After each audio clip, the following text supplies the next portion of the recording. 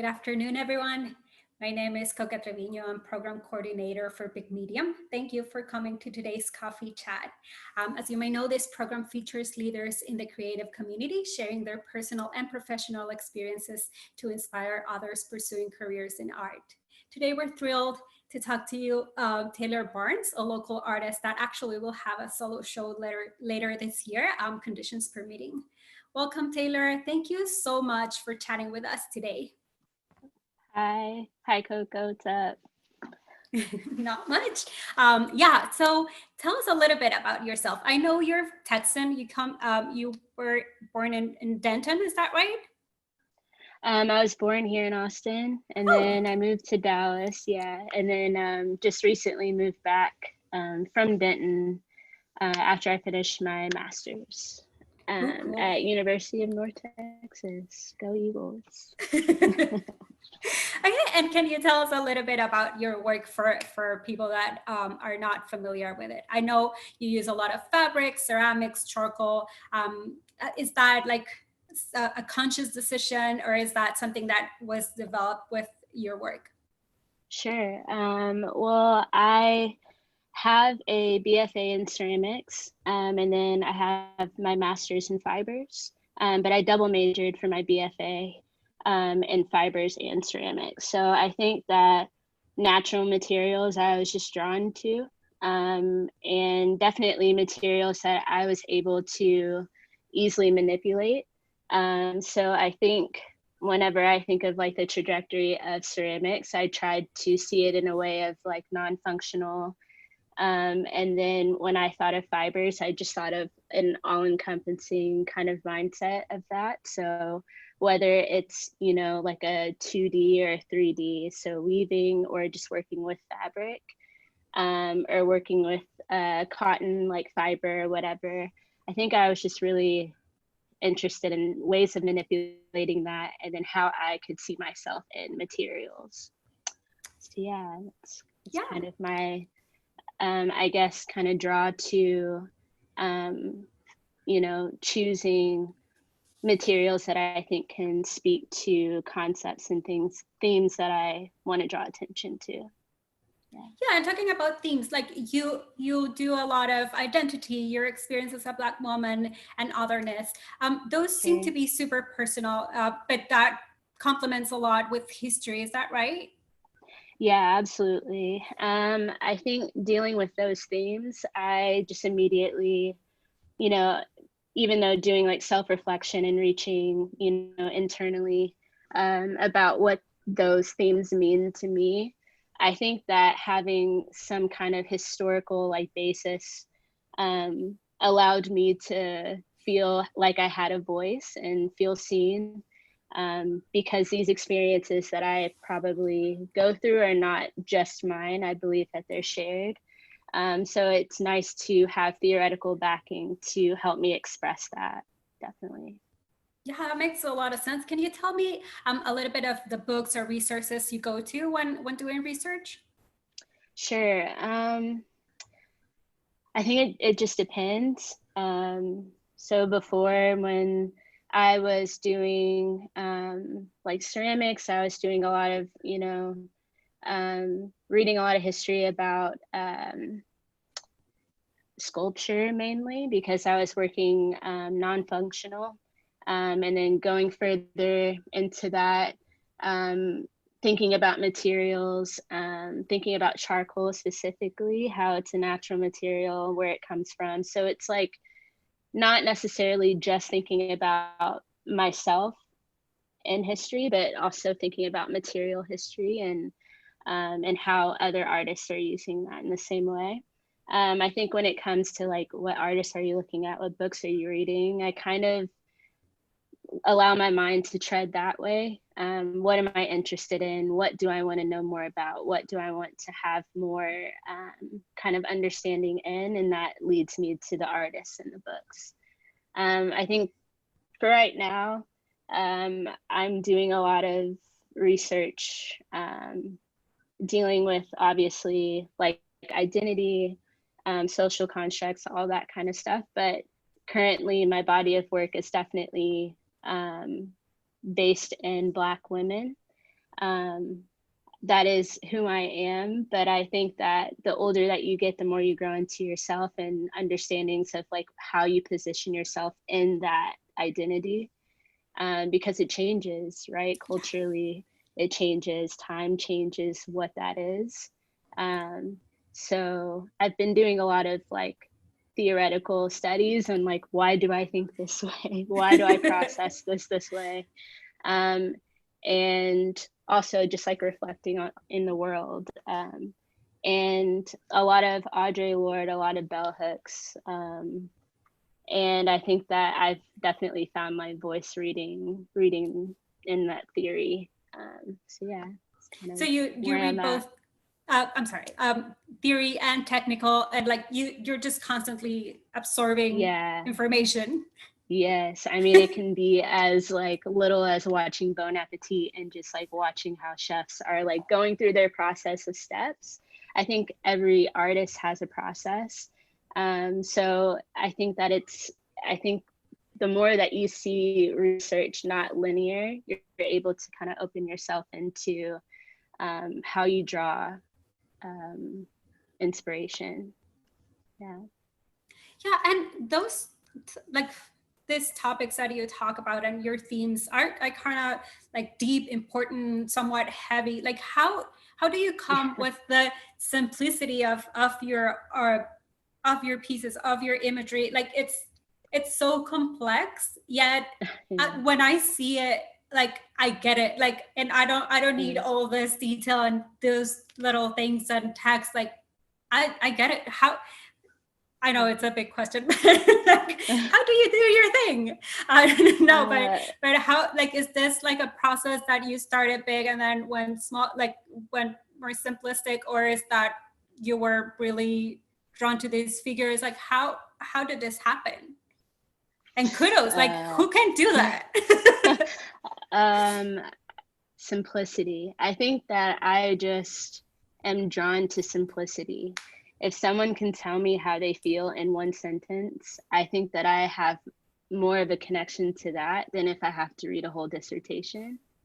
I think that I just kind of approach things that way because I think the topics that I'm talking about are so heavy, and are so, you know, they're really big topics. They're really broad concepts. And I think that the more direct you are with it, the quicker and more attention that it can hold from a viewer. How I got there, I think that it's really just the type of person I am. So I think I just create that way. But yeah, I think that the process, the labor that you see on the surface shows the amount of time and thought that goes into it. And I think just having this kind of aesthetic of black and white, but you know, that there's a lot that goes into those colors. And if you do think of my concept and systematic everything's, that makes sense. So yeah, I don't, there's a lot of history that goes into it. I mean, the Harlem Renaissance, there's a whole phase of black and white. So I don't think that it definitely isn't originating from me. But I think that it is definitely an aesthetic that I'm drawn to because of its simplicity, because color is void, but I mean, color is there, but the imagery is what you're trying to pay attention to and what you're gravitating and you're internalizing. And I think that when you take away distractions, it just is raw and real and in your face. I think that it's like a silent scream in a way. Yeah. Yeah, that makes a lot of sense. And can you tell us about the imagery that you use? Like, yeah. Sure. Yeah. Well, I definitely flow through imagery. So it can be non-representational, representational text, sculpture. I think right now, when we're going back into like simplicity, like saying what you're talking about, my work right now is heavily based in female figures, Black women. Before, I was doing a lot of non-representational work that was historically based. So the forms were referencing some type of structure in history. But I was manipulating materials to kind of like recontextualize them. So I think how I kind of draw to whatever can have the strongest way of representing the topic that I want to talk about. I did a whole body of work of just text. And I think that that was like probably the strongest work because it was like so cut clear on the surface. So I think I flow through imagery just to depict like what I'm wanting to express at the moment. Yeah, and I think that that helps like not have walls and boundaries on what I'm able to create, because I don't think that the imagery that I'm working with will maybe have the strongest impact later on another topic that I want to talk about, and so on. So, yeah. And you do the same with the materials, right? Like, or are you Sure. like visualizing a whole body of work and then you touch base with all of them, or are you thinking Yeah. about materials and then? Oh, wow. I think with materials, yeah, there is some repetition going on. Like I'm using charcoal, I'm using my sewing machine, I'm using the same type of cloth. I think that it's good to always have kind of like a basis of material, something that you know represents you. These things represent me. And I think that that, right, it's like that open-ended kind of imagination you can have, like what are all the possibilities I can do with these three things. I personally love that challenge. If you just like have a piece of paper in front of me and you're like, make something, I think that that is like the most, you know, exciting part of art, is that you're able to just create something from nothing. I think that's beautiful. So I had the luxury of going to school and finding what materials, you know, spoke to me, what I had the clearest vision in. And I've just kind of been running with those four like little things, I guess. Yeah. No, that's great. Because yeah, and technical question, like how about texture? Because I can see a lot of texture, and I'm, yeah, like just, are you Yeah. thinking about that too, or just by choosing those materials, you're choosing to go one way or the other? Sure. I think with texture, um, being a fibers artist, there's so much texture that is in that world that I cannot get away from it. I think it's beautiful. Different ways that you're able to like bring surface in and out of itself, and yeah, like layering and just structure. It's heavy, it's soft. And also this kind of like intimate relationship that you have with fibers, you know, it's things that you wear, it's things that surround you. So I think that I definitely think about how I'm able to manipulate and how texture can enhance the concept. So I think with, I mean, this body of work specifically with the women, I'm using texture in different places of the body that I want to draw attention to. So maybe it's the eyes like cut, maybe the mouth is cut. So it's almost like using it as a focal point for this right now, definitely. And I think the charcoal is just like addictive already. For me, everyone's different, but for me, I'm addicted to it. I have no clue why. I think it's just so beautiful. Like the fact that it's can become permanent, but it's dust. Like I think that that's just beautiful in itself, and the color, obviously. Yeah. But I think that, yeah, when it comes to texture, I use it as a form of focal point, but a form of tension, a form of creating new. So it's like bringing two pieces of cloth together to create one thing. I think that there's a lot to that. A lot of thought goes into that. Yeah. Yeah, and I was reading about you, like some article that was really interesting, and you went very deep into charcoal and how like your studio was all covered and you were wearing a mask. Like, Yeah, Yes. it sounds like fun and dangerous. It's great. I love the thrill. Love the thrill. But I mean, it's definitely, yeah, I mean, be safe with it. If you're out here playing with charcoal or anything dangerous, like please wear a respirator. Like it's cute for a second until you're like not breathing well. So like be smart in your practice.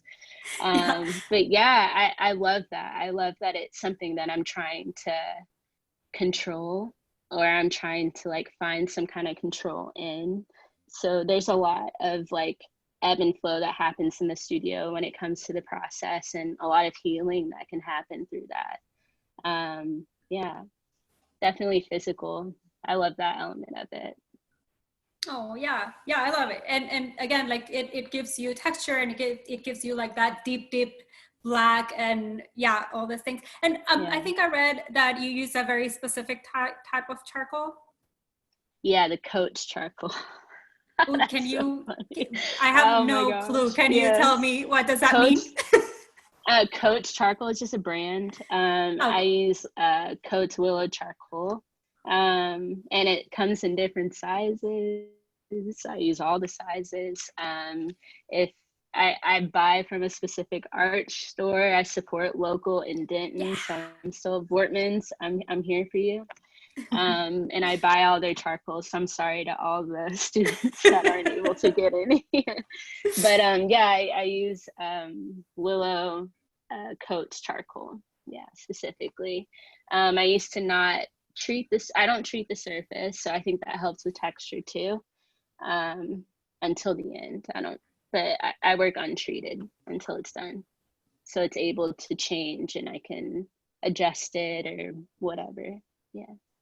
Ooh, that's awesome. And you mentioned you're working on this body of work. Like, are you aside from the show at Big Medium that we're so happy to have? Like, I Yeah. mean, come on, COVID, I please. know. I I mean, and by know. Like, COVID, I chill mean out. people. I know. Y'all wear uh, masks. Like, it's easy. Stay at home. I know. Whatever. Yeah. But yeah, like aside from that project, I know you're working in other stuff. Can you tell us a bit about those? About the, oh, sure. I mean, I'm always working. So I'm definitely, was in the mindset to create for this show. That was going to happen. Hopefully, probably, I don't, who knows? No one has time anymore, whatever. But yeah, I was working, like I was saying before, thinking about Black women, but also thinking about like our roles and positions in society, and how they're changing. So when we're talking about history and theory, I think a lot of things that are left out, that are not credible, is like oral history. So speaking to family members, like talking to my mom, talking to my grandma, who is like the whole reason I moved back home, to be near family again, but also to like have those moments of intimacy, like with them, to be able to discuss, um, our position and how it's changing, especially now. Um, and the conversations are quite scary of how things have stayed the exact same. So I think right now it's definitely research mode. Just diving into theory, diving into reading, creating work, saying it's not working. It's that whole process happening right now, but I think it's because I want the voice to be really clear about how, our strength is the only thing that is like put on to us to be able to handle, like, why are we supposed to still handle, these kind of traumas that happen in our lives, and in society, and how we deal with that, how that really affects our mental space, and how that affects our bodies internally to our health. So I'm kind of in that mindset of understanding why we decide to be in these positions. So that's where the work is right now. Yeah, it's heavy, but it's nice to have more understanding about the way that I process things. Yeah. Yeah, for sure. So that means like, are you being like all the COVID, like all the historic time that we're living right now? Like, is that really Sure. influencing your work as like I with the think, conversations? yeah, I think that this time has, you know, allowed us to have a privilege to like slow down and be able to think. I, you know, as scary as it is, it's also an amazing time of reflection. And so I'm able to be able to think and process to have these types of questions. Yeah, I think that's what, if Rona's done anything, I think that's the only thing it's done for me, is giving me like a beat, you know what I mean? Just a second to really just process.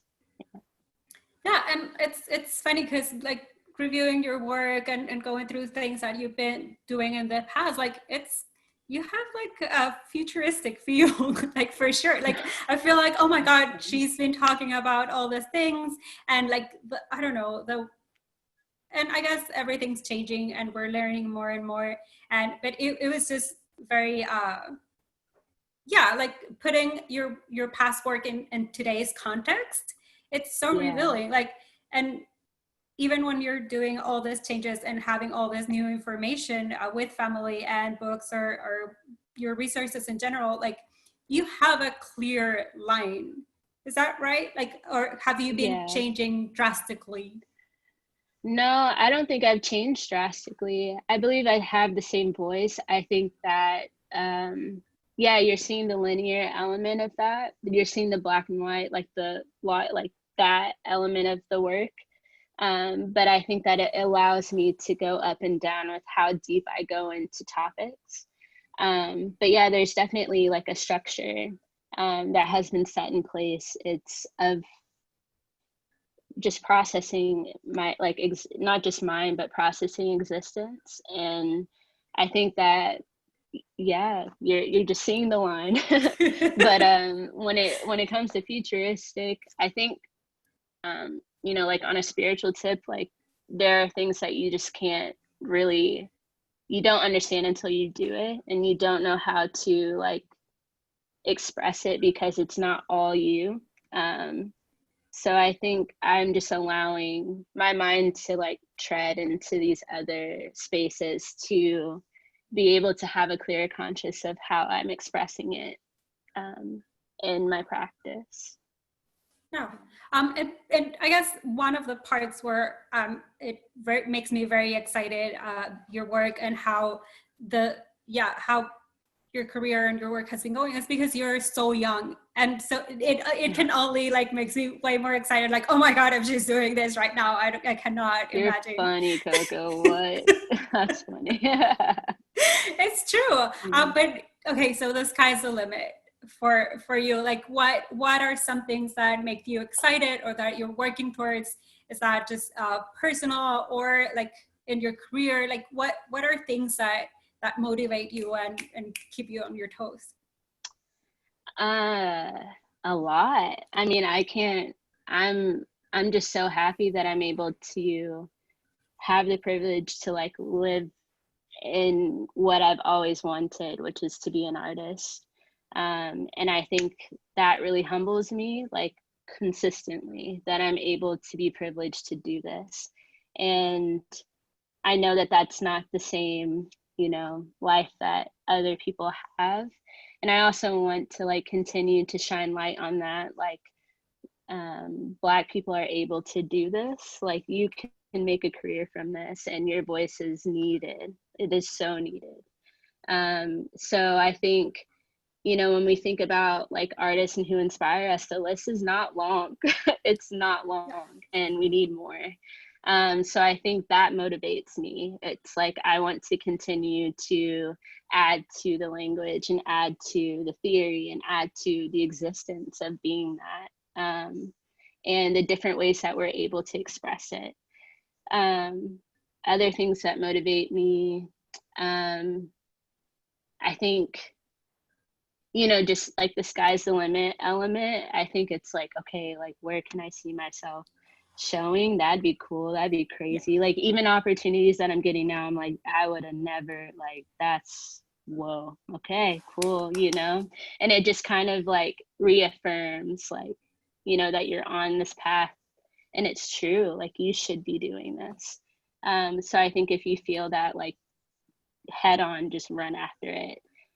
Opportunities, you know, knowing when to say yes to them, but also like taking it in and knowing when to say no to some, I think is like, it's a weird balance, but I definitely had to learn. But yeah, I'm just happy that I'm able to do this and I'm, you know, having a career in this is, it humbles me and it just makes me want to keep going. Yeah. Yeah, and keep us posted of everything you do because Yeah. we're so thrilled, and we'll keep you I'm guys working on posted. that. I'm not great Yeah. at that. Yeah. I'm working on it. Yeah, and everyone Yeah. just stay tuned with the exhibit. I mean, we I unfortunately know. plans don't make sense I'm so anymore. bummed.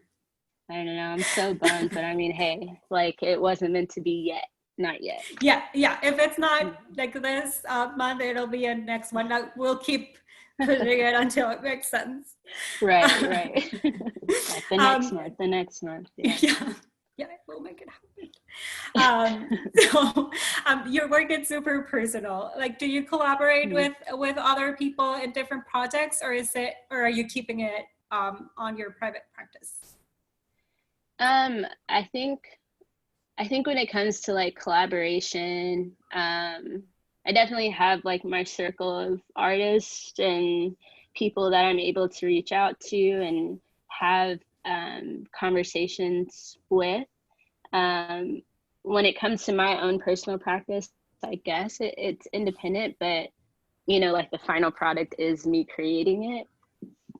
But I think it um, wouldn't be wise of me to say that I like did it all on my own. I think that discussions and having conversations and you know, you hearing like one of your friends say something and you're just like, that was hilarious, or like that was really deep, yikes. And you know, you internalize everything. I think I definitely exist in the world as a sponge. So anything that I'm around, if I feel something from, I remember that. So I think, yeah, that's collaborative.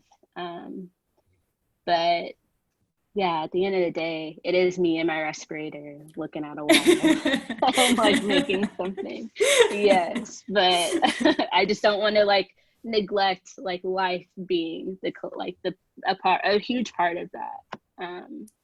And I think for any grads out there that are hopefully listening to this, like continue to remember that, like academia, which is, you know, already an issue in itself, but I think that is a bubble. And whenever we're able to have the moment to like get fed from that and then leave it is when we're able to see, you know, how we want to exist in our practice. I think that was like a huge lesson for me after grad school.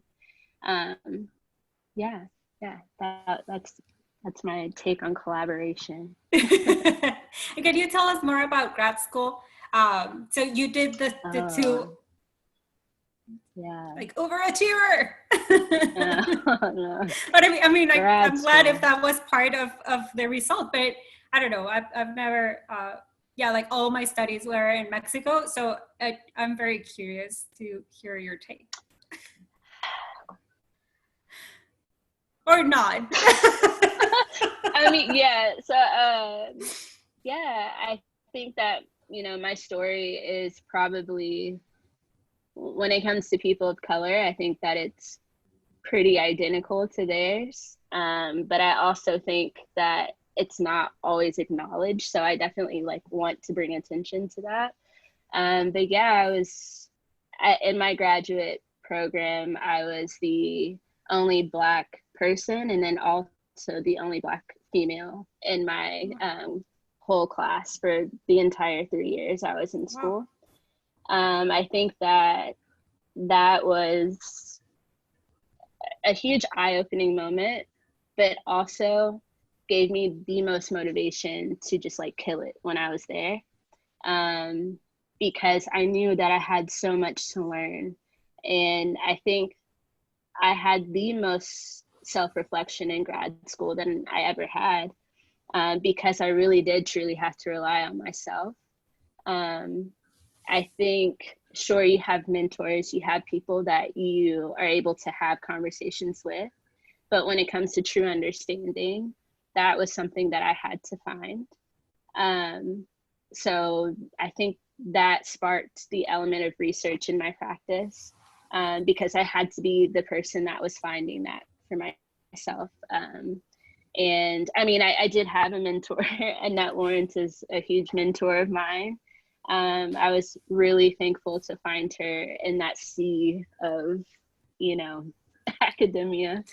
And she really helped ground me and just, you know, reminding me like everything you're feeling is normal. And I think that that is like such a outer body experience of being like, am I crazy? Like, am I the only one that sees that this is the world that we live in, you know? So a lot of my work was coming from that, of like this spark of not realization, but realization that it's not realized. Yeah, which is infuriating, right? So that was, yeah, I think that that set purpose, and that was really important. Yeah, that's grad school, period. But I think, again, like I was saying before, our voices are so important. I want more of us to be in those spaces, and it's possible. I'm at the very beginning of the rat race, but I think that it is promising. I do see, you know, that tiny light, whatever that tiny light is. Might just be a little diamond, who knows? But it's just, I don't know. Yeah, I definitely think that higher education needs to be pushed more, and more acknowledgement on artists of color, not just Black artists, but artists of color, should be more theorized in art school, because that's the whole reason we're there, right? And we exist in that space too, even though we're like a tiny percentage, but it's for a reason. So I think, yeah, if I could change anything, that's what I would change. But that was grad school. That was grad Thank school. you. But I mean, it was it was motivating. I got really great opportunities being in those spaces. I mean, I met my gallery in grad school, and that helped a lot. That helped with me just staying motivated to create. And again, with the affirmations, like I'm doing something right. So yeah, it was me against me and grad school. And I think that's how I motivate myself. Yeah, it was really important. Thank you so much for answering to this like unscripted. Yeah, I was like, oh my gosh, we did not talk about that, but that's cool. That's fine. It's important. No, it's important to talk about, because yeah, I just know that narrative is it's not just mine. Any person of color, especially Black people that are in grad school, that is the most lonely time, because you don't see anyone else like you in that space. It makes you second guess a lot of things, but it's just know you're supposed to be there and just do it. You are supposed to be there. Yeah, that's awesome. Yeah, and once I heard a brilliant woman say, like, because someone asked her, like, do you think like we should go to grad school, like do you think it's worth it? And she said, like, well, sadly, like people of color need to do it, like maybe not other artists, maybe not like no people with more money or privilege or stuff, but people of color definitely need to. Absolutely. And not even in the arts, I would just say academia. I would even say art history, because that's where our theory comes from. And we need more of that. I mean, I do deep dives for like months trying to find theory of just Black men, and I found one book. Like, that is sad. That's sad. And trying to find more theories aside from bell hooks, you know what I'm saying? She's amazing, but that's one opinion. And that's one point of view, and that's one person's experience. So I think that we need more of it to have more understanding, so that it's not such a shock of when I say, you know, this is how I feel, of like, you feel that way. It's like, yeah, man, like we've been feeling this way. So I think it's a problem, and coming out of it, I can like say that wholeheartedly, and say that we need to, yeah, it doesn't have to just be art. That is also another thing. And Black people don't have to just make Black art. That's not what we're here for. We're not here to always be a teacher. But if you have a calling to be able to continue to express your experience, do that. It's needed. But I think, yeah, the art history element, or just, you know, theory, anything like that, we need more writers to be able to express experience more. Yeah. Are you thinking about doing that in the future? You know, I can't, you know, I think if I could just like hold a mic and someone just writes it for me, that would be, you know, ghostwriters. I mean, there's recorders. Yeah, exactly. And I just like put, yeah, why not? But I definitely, that definitely like sparks passion in me, because I see it lacking. I see that is a space that needs more attention, because I think the art needs to exist as another voice, but I think that voice needs to exist as well. And I think a lot of artists, especially artists of color, have to tread that line consistently, being able to just exist in their practice, but also having to explain it is like exhausting.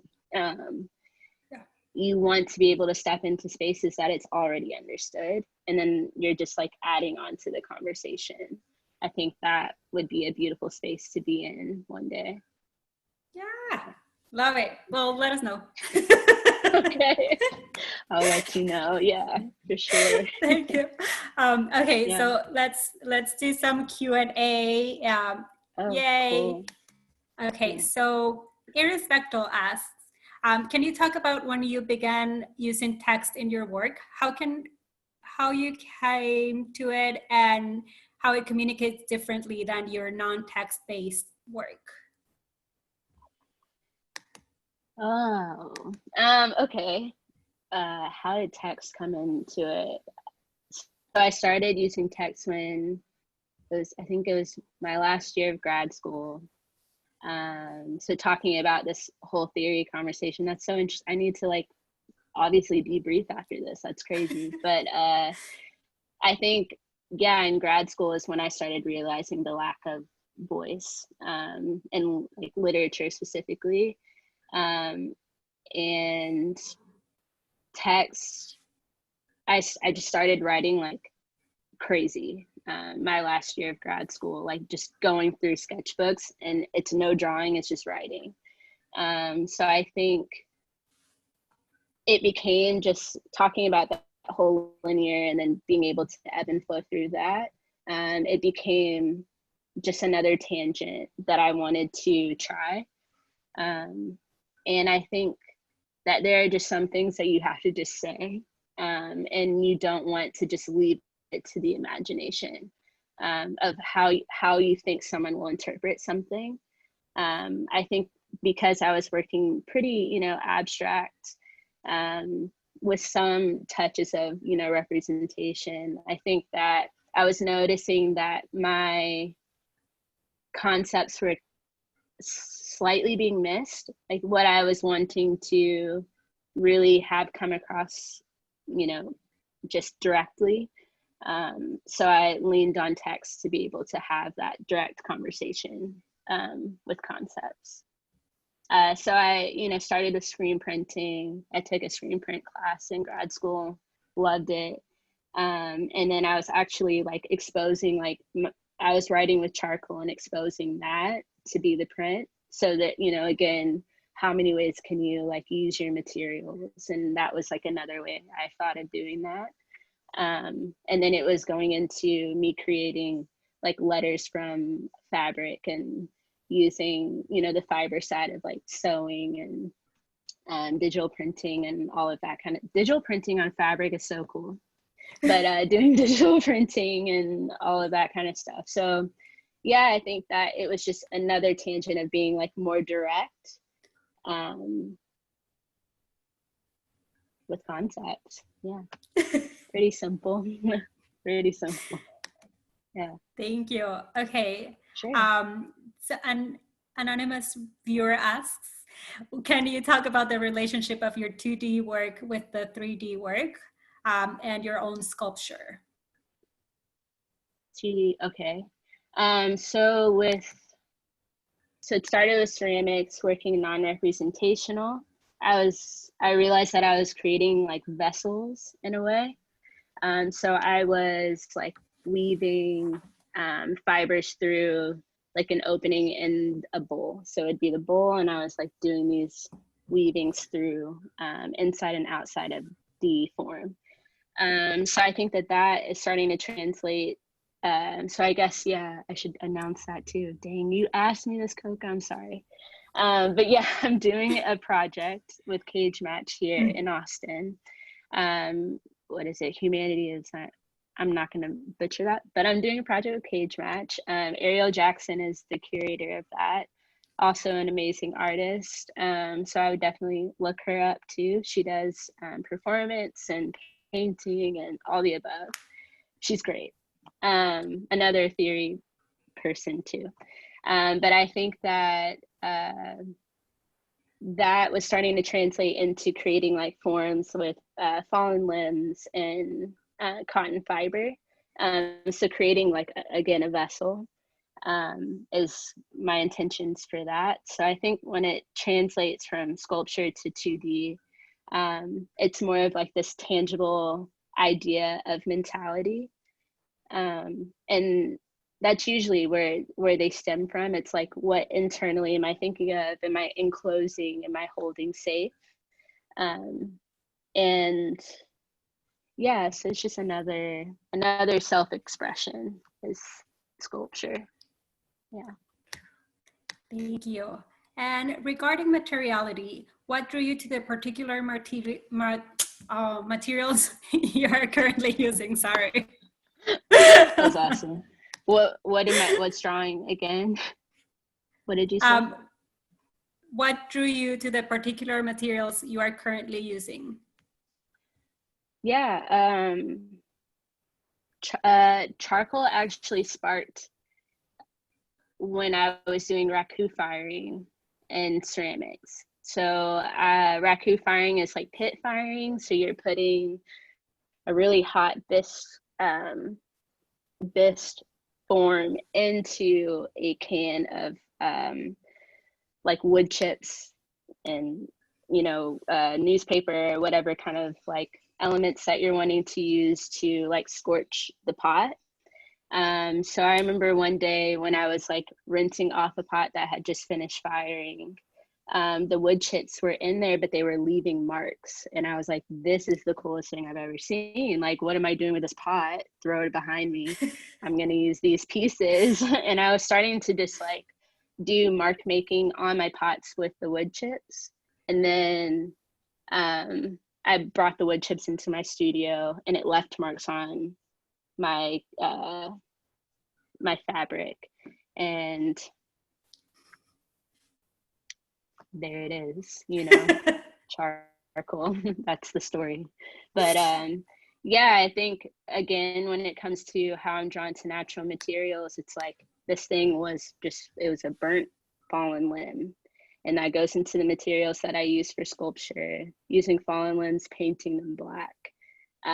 So yeah, I just, again, what can you do with a pen? How many different ways can you like manipulate that to create something? I think my mind is just constantly going in that circle of those 5 materials. Yeah. Thank you. Shirley says, I love token. The meaning becomes internal the way you did it. Tell us a little bit about it. Oh, token. So that's definitely, we're all familiar with that term, tokenism. I was definitely feeling that in grad school. not only as like the physical me being a token, but also like the mentality of tokenism, having to be like the teacher, and explaining my existence, and that, yeah, it was exhausting. But I think going with the text, I was trying to create a way to where it was like really almost like charcoal dust, how it just can like blow away. That's the same way that I was approaching how I was laying the text on to the surface, because that's definitely, you know, ridding of that is what I was wanting. And ridding of that experience is something that I want. Like, I don't want one person to feel that weight. So yeah, it's just calling to attention like that social kind of environment that I was in, and how to deconstruct it. Because at the end, the last line, it doesn't spell out the word completely. Yeah. Thank you. Let me see. Andrea asked, do you have favorite charcoals or other writing, drawing materials? What about fabrics and papers? Fabrics and papers. I have not experimented with paper. My friend Delaney Smith is a paper maker, and I'm obsessed with the process. You can do the same with fabric too. So that would be cool. Thanks for the tip. But I think, yeah, have I experimented with other materials? Not so much, because I mean, again, these materials are new to me. I know that it's been, let's see, I started really diving into these main materials for the past like 3 years, so it hasn't been too long. But I can see myself, like, again, you know, adding or maybe taking one away at some point. Yeah. Thank you. No other drawing. No other drawing yes. materials. Except for except for like you know, like free motion machines. That's a form of like drawing too, like using your sewing machine as like free motion. That is starting to like come out more and more of how I can use line that way. But what do you mean? What like, kind of machine? Like, so like a sewing machine, but you can put a different foot on the sewing machine to where you're able to have, instead of like just sewing straight, you're able to sew like in the round. So there's like quilting machines that it's like a machine, and you're going around and using, it's very like physical. It's the whole body is like, you know, you can use your whole body to create like lines. It's typically used for, you know, quilting straight lines, but I definitely was experimenting more with like the free motion element and how, you know, with line I can create forms. So I'm diving, that's where the texture is coming from. I'm starting to step into that more with this that body of work. Amazing. I'm very curious. I kind of want to do it. Looking crazy just all day. Yeah. We have another question. Can you talk a little bit about the characters you draw on fabric? Do they represent people or themes in your life? Cool. Yeah. So going back to the theme, it's of Black women. These figures on another spiritual tip just like kind of come out of me. So I might have an idea of how I want the composition to be, but not necessarily like what the form will look like at the end. I think that's like the freedom of art. It's, you know, allowing the time to tell you. So yeah, they're of Black women. They're not specific to anyone. Because I like to be able to use, when I'm using imagery in this way, I like it to be almost like a mirror. So you're able to like walk up to this woman and see yourself in her. And specifically for Black women, that they're able to just see themselves everywhere, which is, that doesn't happen ever. So I like leaving it to being whoever you see that. Like if you walk up to it and you're like, wow, this one really reminds me of like my sister, or this reminds me of like my mom, or whatever. I definitely have that energy when I'm creating, is that it is able to be whoever you feel that the piece is telling you she is. That's awesome. You talk about utilizing a sewing machine. Have you dove into hand sewing, or what is it about using a machine? Yeah, I love embroidery. I love hand manipulation. I think I think I'm really specific with how I use it. I think with the sewing machine, it's a structure thing, right? So like, I don't want the piece to just like over time just like die. So I use the sewing machine like when I'm attaching pieces together, or I'm doing, you know, the free motion for like elements on the body. It's definitely a structure element. But I do use like embroidery or hand manipulation whenever I'm doing like text. If I'm like attaching text to things, I'll do it that way to kind of like, because the text recently has been kind of like contradiction, or like, you know, in themes of like what we're trying to resist. So I want that sense of like tension of like that thing is going to just fall off. And I use tape for the same reason. Yeah, so hand manipulation definitely, but it's more of adding to the concept, more of aesthetic. Gotcha. Yeah. Okay, anyone has any other questions?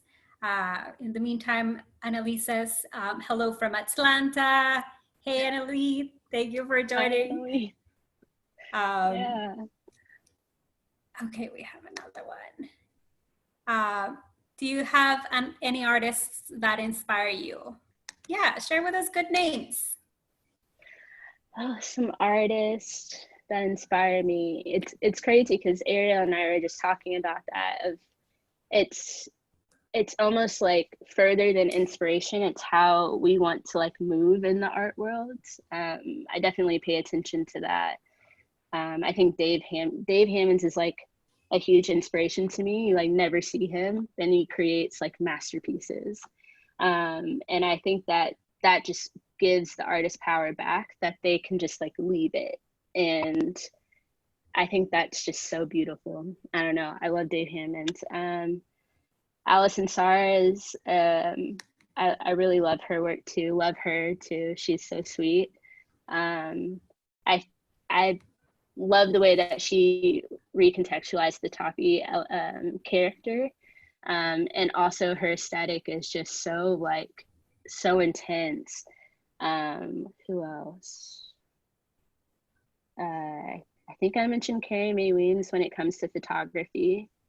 I like that she is using her body again as like a vessel. So she's positioning herself in different ways on the picture plane to like express an emotion, express a moment. I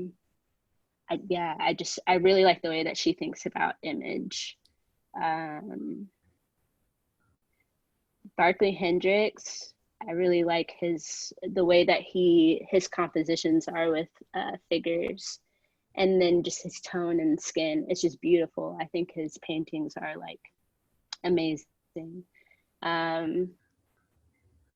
Deborah Roberts is a really big inspiration. Again, as a woman who is just like moving in this world, I think that she's just like so powerful. And I really like the way that she uses the white plane to express position too.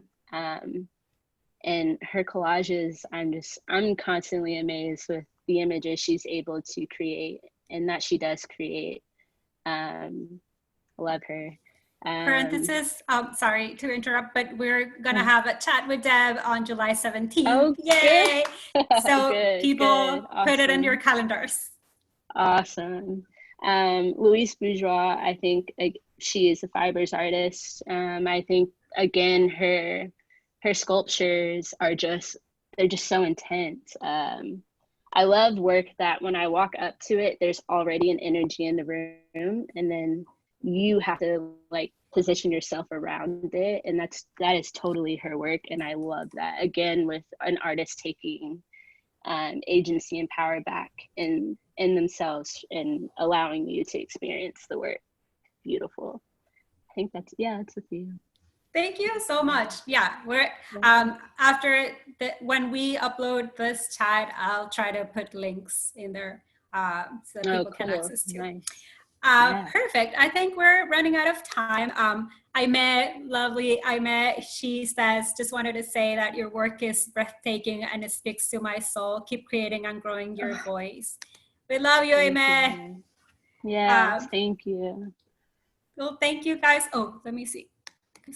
Yeah, that's it. Thank you everyone so much for coming and staying with us. Thank you, Taylor. Like, this is a dream, like working with you. It's fantastic, and I'm very grateful to have the chance to work with you and to see your work. And yeah, let's keep it coming, and we'll keep you posted on that exhibit. Yeah, totally. Thank you, Coca, for having me. This is awesome. Thank you, guys. Good rest of your day. Yeah, have a good rest of your Have a great rest of your day, Coca. Thank you. Talk to you later. Bye.